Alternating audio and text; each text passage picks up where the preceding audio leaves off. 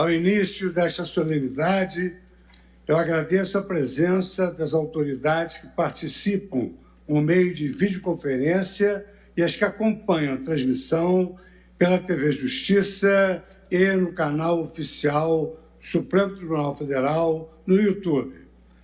Em primeiro lugar, informo que, em decorrência de viagem para sobrevoar as cidades de São Paulo atingidas pelas fortes chuvas, o excelentíssimo senhor presidente da República, Jair Messias Bolsonaro, não pôde comparecer a esta sessão solene e enviou seus cumprimentos em uma missiva justificativa. Cumprimento e registro a presença das seguintes autoridades: Sua Excelência, senhor vice-presidente da República Federativa do Brasil, general Antônio Hamilton de Martins Mourão, excelentíssimo senhor presidente do Senado Federal, senador Rodrigo Pacheco, na pessoa de quem cumprimento os senhores senadores da República. Sua Excelência, o senhor presidente da Câmara dos Deputados, deputado federal Arthur Lira, na pessoa de quem cumprimento os senhores deputados. Suas Excelências, os senhores ministros do Supremo Tribunal Federal, de hoje, de ontem e de sempre. Ministro Ricardo Lewandowski, ministra Carmen Lúcia, ministro Dias Toffoli, ministra Rosa Weber, vice-presidente, ministro Roberto Barroso, presidente do Tribunal Superior Eleitoral, na pessoa de quem cumprimento os membros deste egrégio do Tribunal Eleitoral, ministro Edson Fachin, ministro Alexandre Moraes, ministro Nunes Marques, ministro André Mendonça. Cumprimento o ministro Francisco Rezec, ministro Carlos Veloso, ministro Aires de Brito, que pertenceram a esta corte. Cumprimento Sua Excelência, o senhor Procurador-Geral da República, doutor Augusto Aras, na pessoa de quem cumprimento os membros do Ministério Público. Sua Excelência, o presidente do Superior Tribunal de Justiça, ministro Humberto Martins, na pessoa de quem cumprimento os demais ministros deste tribunal.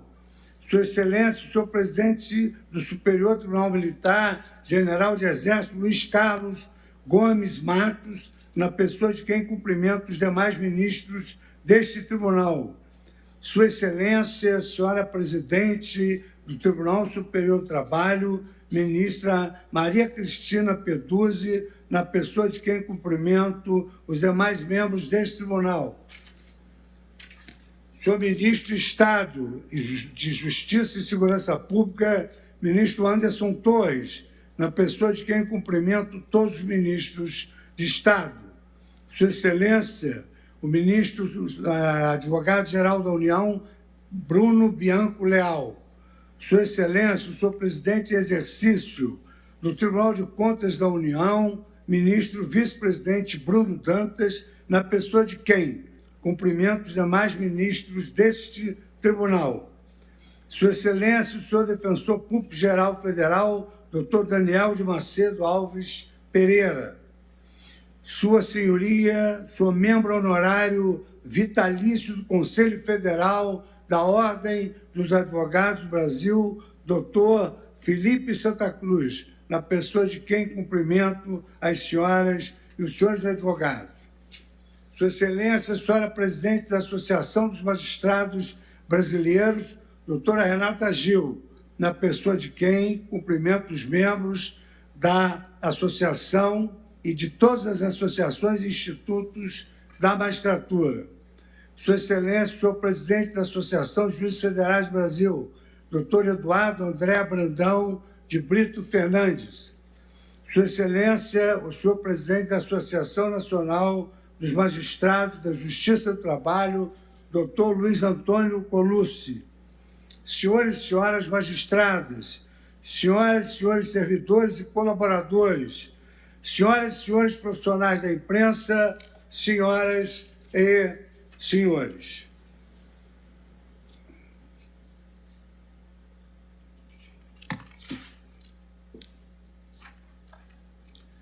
Na qualidade de presidente do Supremo Tribunal Federal e do Conselho Nacional de Justiça, imbuído de profundo senso de cautela, mas genuíno otimismo, do início ao ano judiciário 2022.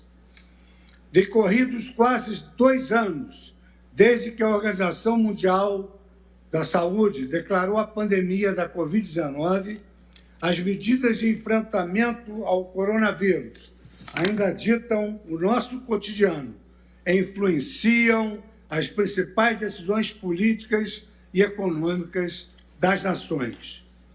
Entre os ciclos alternados de altos e baixos pandêmicos, temos aprendido a navegar com atenção por esse mar agitado, ora avançando, ora refluindo a marcha e, por vezes, retrocedendo estrategicamente alguns passos, para mais à frente progredirmos outros.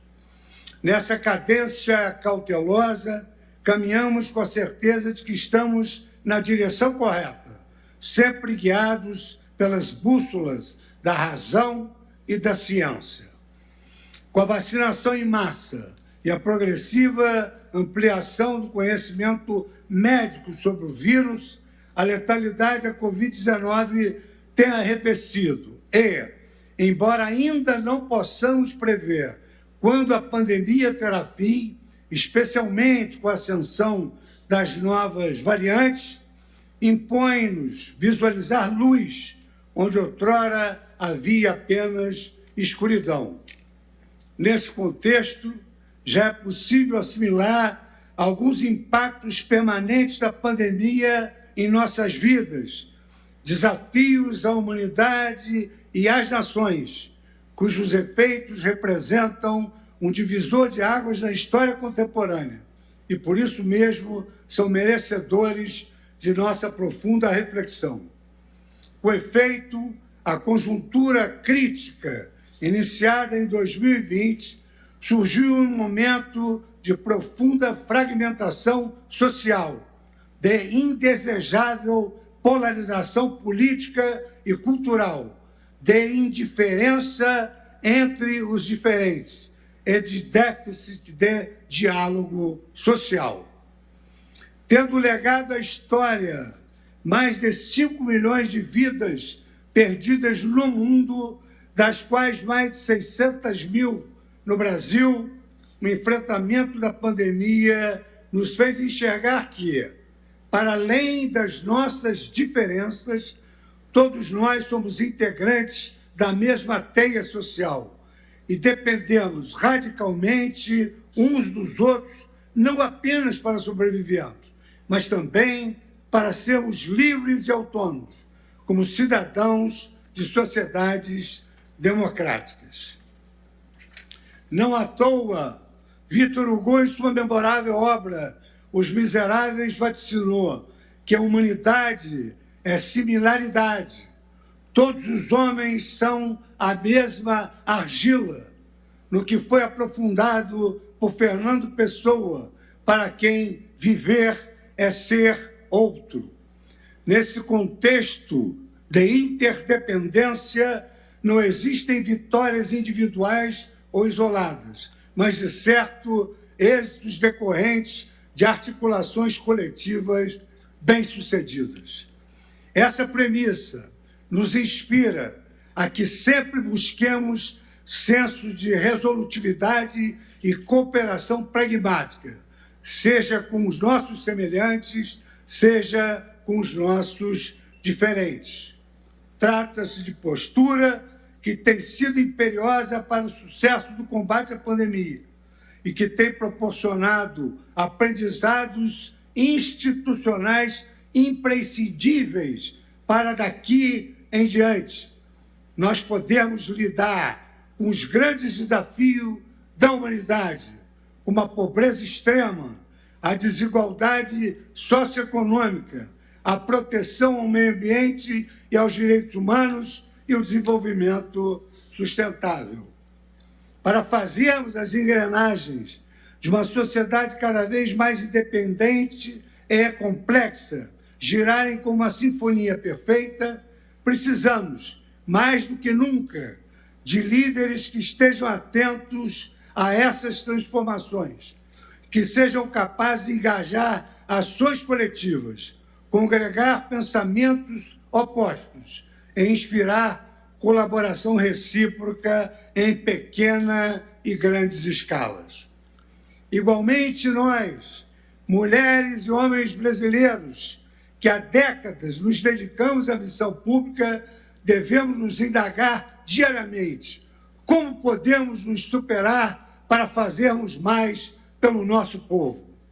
Ao longo desse primeiro ano de gestão, em pleno exercício do pico da pandemia, o Supremo Tribunal Federal, sempre atento aos desafios, trabalhou incansavelmente para que os cidadãos e os agentes públicos deste país internalizassem a importância do agir coletivo e da cooperação nas esferas pública e privada.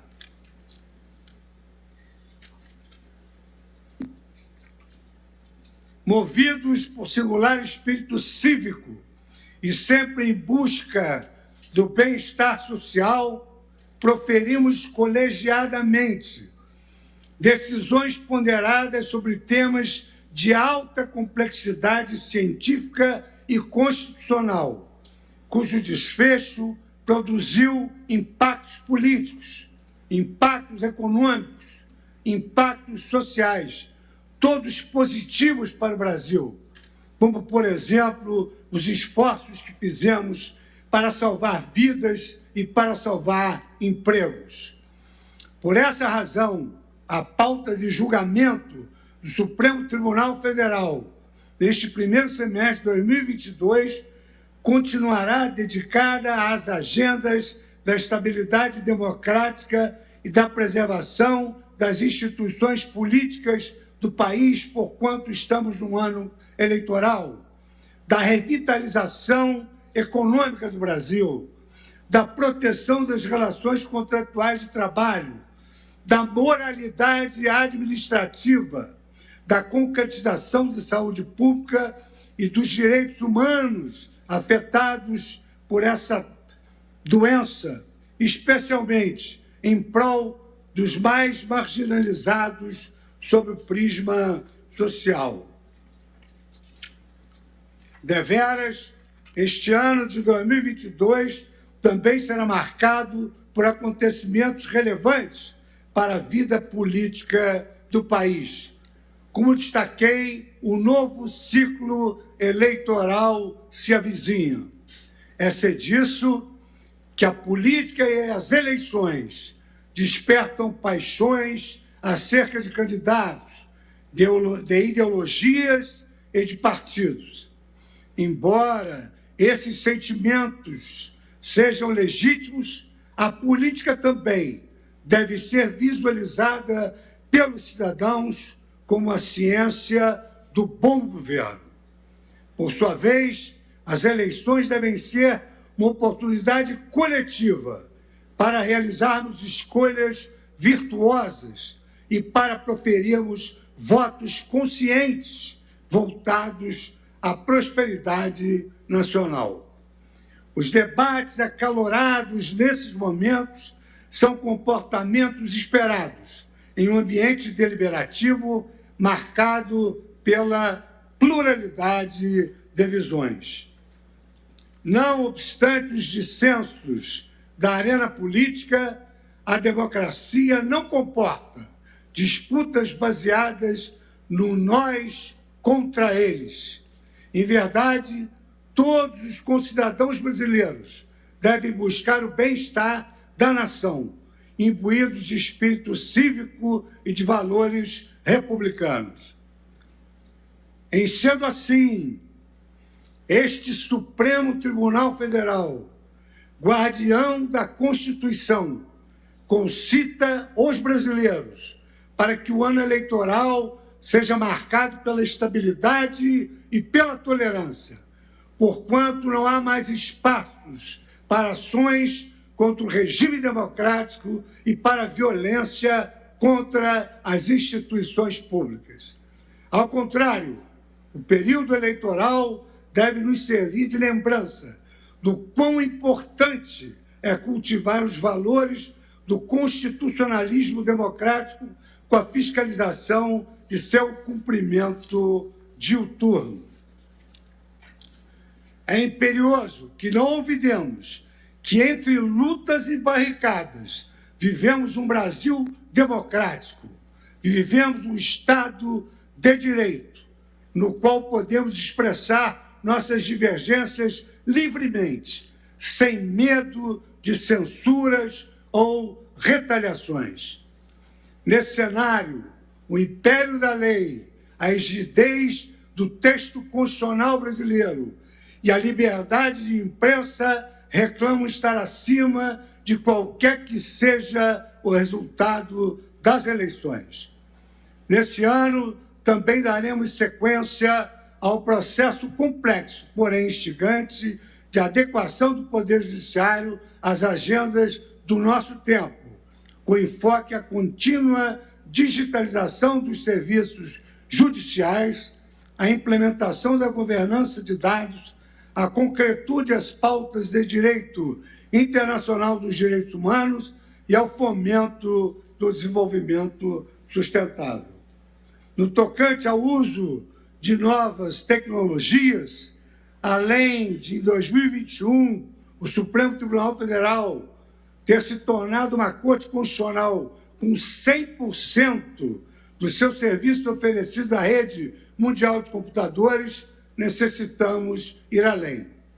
Nos próximos dias, lançaremos o programa Carta Aberta, que revolucionará o modo como o Tribunal estrutura e disponibiliza dados públicos, tornando-os mais confiáveis, íntegros, completos e acessíveis, em concomitância com os necessários pilares da transparência, da proteção de dados pessoais e da segurança da informação.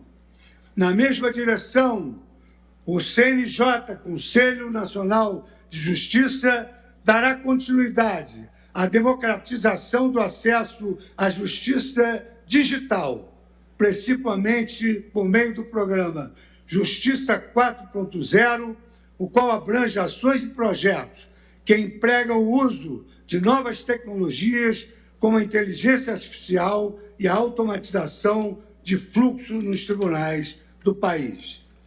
Além disso, o CNJ também lançará em breve um painel de estatísticas com dados do Poder Judiciário, uma parceria com o Programa Nacional das Nações Unidas, o PNUD, que representa um salto da justiça brasileira na direção da já mencionada transparência. A proteção dos direitos humanos continuará como valor essencial do Observatório de Direitos Humanos do Poder Judiciário, hoje chancelado como uma das grandes iniciativas do CNJ, pela Comissão Interamericana de Direitos Humanos, pela Corte Interamericana de Direitos Humanos e pela Organização das Nações Unidas. Máxime pelo enfrentamento da violência contra a mulher, pela disseminação de práticas de conciliação e mediação para a proteção dos povos indígenas, pelas iniciativas de melhoria da dignidade dos moradores de rua, pelo combate ao racismo, à homofobia e à transfobia e pela ressocialização das pessoas privadas de liberdade. Nesse sentido, um dos destaques para o ano de 2022, no âmbito do programa Fazendo Justiça, faremos o início do Fluxo Nacional Permanente da Identificação e Emissão de Documentação Civil da População Privada de Liberdade. Uma ação complexa e inédita com dezenas de parceiros, em especial o Tribunal Superior Eleitoral, cujo escopo maior do programa é permitir a essas pessoas que exerçam a sua cidadania na plenitude consagrada na Constituição Federal. O Observatório do Meio Ambiente e de Mudanças Climáticas investirá em 2022 em projetos de inteligência artificial para o aprimoramento da apuração e priorização das ações sobre crimes ambientais. Por fim, com o apoio do Conselho da Justiça Federal e do PNUD, destacamos ainda o desenvolvimento dos seguintes módulos: a nova versão do Sistema Nacional de Adoção, o Sistema Nacional de Bens Apreendidos, o Sistema Nacional de Pesquisa Patrimonial e Recuperação de Ativos e o Sistema Nacional de Precedentes Judiciais. Senhores ministros, senhoras ministras, com a convicção de que temos dado passos significativos para o aprimoramento da gestão judiciária e para a aproximação dos tribunais com a sociedade, hoje, como destaquei, inicio o segundo ano de gestão à frente da presidência do Supremo Tribunal Federal. A maior honra e desafio que um juiz de carreira pode experimentar. O caminho é evidente, é longo, mas eu conto com o indispensável apoio dos meus pares citados na nominata desta sessão solene. E, em primeiro lugar, da minha vice-presidente, ministra Rosa Weber, com quem dividi a 4 mãos os dias de recesso do nosso tribunal, revelando a nossa coesão constante. Aos demais pares, um sincero agradecimento àqueles que espiritualmente sempre estão ao meu lado, homens com valores republicanos e espírito democrático, razão pela qual nossas divergências são apenas pontuais, em comparação com a grandeza da instituição que todos nós pertencemos. Afinal, é a pluralidade de visões dentro dos tribunais que permitem enxergar os diferentes ângulos das escolhas trágicas que somos instados a realizar. Reitero, assim, o agradecimento a todos os meus integrantes do Supremo Tribunal, meus companheiros do sacerdócio do dia a dia, e faço questão de repisar o nome de cada um como um gesto de gratidão sincera que guardo no meu órgão de fé, que é o meu coração. Ministro Ricardo Lewandowski, aqui presente, ministra Carmen Lúcia, ministro Dias Toffoli, ministra Rosa Weber, vice-presidente, ministro Roberto Barroso, presidente do Tribunal Superior Eleitoral, ministro Edson Fachin, ministro Alexandre Moraes, ministro Luiz Marques, ministro André Mendonça, todos que estão aqui presentes no plenário virtual. Afirmo que o percurso que se avizinha é muito árduo e sinuoso, mas não nos permite adotar qualquer postura pessimista. Ao revés, juízes sem esperança não guardam a Constituição, a qual, no ano de 2022, nos conclama a uma luta renhida pela solidez das nossas instituições e do nosso regime democrático. Afinal, uma verdadeira bênção a essa luta, que leva o Brasil a um futuro de estabilidade institucional, legou-nos a lição de Gonçalves Dias em sua bela Canção do Tamoio. Não chores, meu filho, não chores, que a vida é luta renhida, viver é lutar. A vida é combate que os fracos abate, que os fortes, os bravos, só pode exaltar. Que Deus nos proteja. Declaro aberto o ano judiciário de 2022.